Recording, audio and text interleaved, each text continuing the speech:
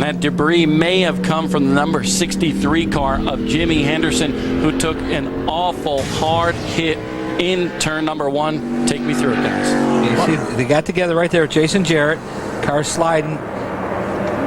Typically, what we see here a lot of times, a car gets a little bit sideways, you correct to the right, and then a vicious hit. Whenever those cars come off the ground like that, that is a lot of force. Look at the radiator sliding right in front of the car that came right out of the car in the initial impact. You see the debris just flying all over the place. We have several angles of this incident. Now here comes Shelby Howard, the 77 car, Christy Passmore.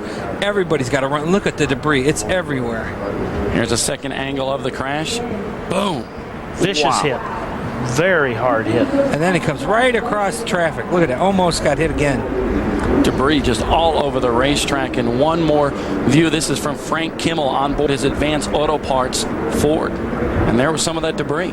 Right. I'm not sure if that was the radiator. Look at the water that came up on the grill. That was part of his ductwork. Yeah, and the car was already down the infield. And boy, now this is what we like to see. This is the best part. Yeah, he's sore.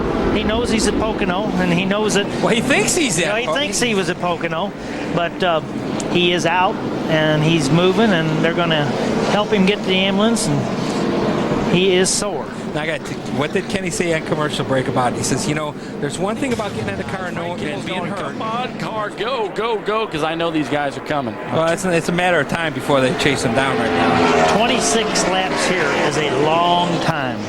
We're not talking Bristol or something. There's Kyle fanning out, and somebody deciding to run him. Oh, they hit him. Oh!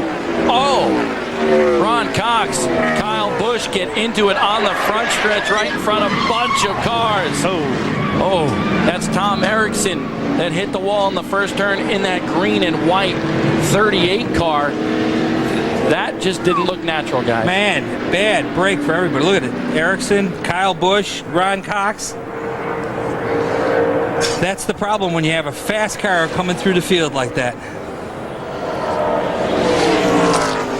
Major damage to Erickson's car, and he was an innocent bystander of that all. Yes, he was.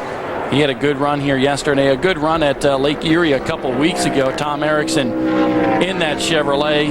Lots of damage to that car with all the green flames on it. And here's what happened. Okay, we see Kyle Busch starting to make a run to the inside. Ron Cox goes down to block. I don't,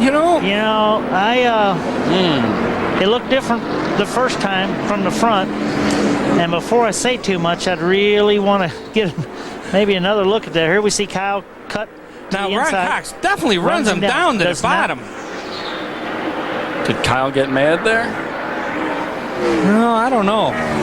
Well, bottom line, what we know for sure is better judgment should have been used by both of them. Good way to explain it. Exactly. When they hit the first time, they should have been. Yeah. They should have just pulled away from each other, and it looks like they got mad at almost like they got mad at each other or got back at each other. You're running 200 mile an hour right at the end of the straightaway. You're probably running 165 here. Erickson spun by trying to avoid it. It's just not the place to be car wrestling. You just can't do it. Okay, now we see the 87 comes He's coming up. He's coming up. He definitely comes up and hits him. And then they're both under control here again. And he comes back up again and hits him again. He comes back up. Wow. That could have been a lot worse, too. With 20-something laps, Kyle doesn't have to be that aggressive yet. And Ron could maybe give him some more room, knowing that it's coming. When he came down the middle of the front straightaway, Ron shouldn't have come down on him again because he knew he was faster. Should have gave him more room there.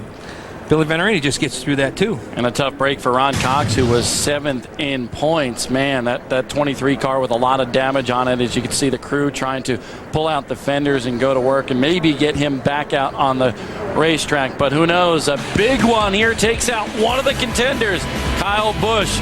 Is he done? We'll see when we come back.